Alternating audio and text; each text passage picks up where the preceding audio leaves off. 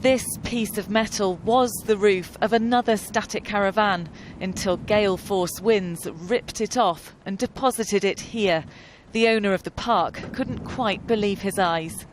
It's come from the caravan lead-in down there, hit the roof of this one here next door and bounced over here where we seen it, and then we could, but it happened so quick.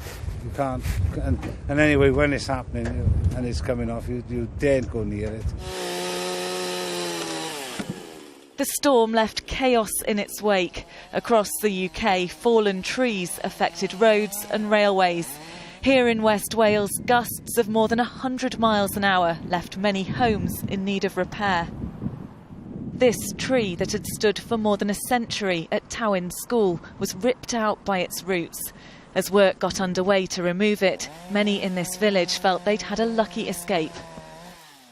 It came down around 3 o'clock in the afternoon, which ordinarily would be a busy time here in the grounds of the school with children leaving for the day. Fortunately, though, because of the bad weather, they'd all been sent home early, so nobody was hurt when this huge tree came crashing down. The wind brought widespread power cuts. Margaret and Alan Judson are among those now facing a second night without power. All we want to do is speak to it, get somebody to talk to explain about our power being off. There's about 8 neighbours round about and we're all sitting there at night with the candles, and it's very cold and we're pensioners. They're getting by, but in more than 50,000 homes across the UK, all they can do is wait.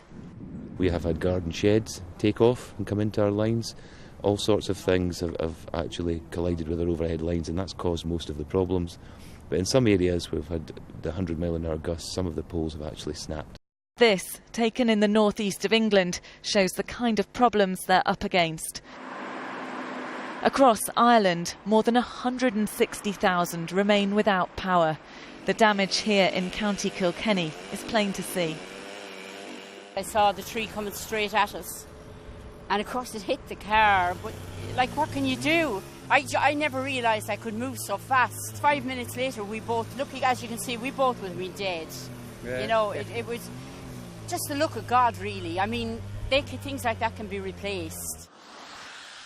All those who so narrowly avoided disaster have been left in little doubt of the sheer power of nature.